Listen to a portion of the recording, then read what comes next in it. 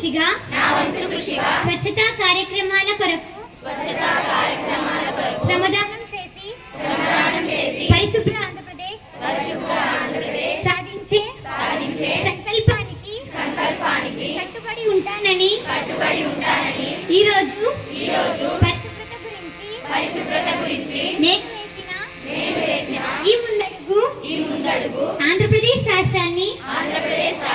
శుభ్రపరచడంలో సహాయం చేస్తుందని నమ్ముతూ ఈ రోజు నుండి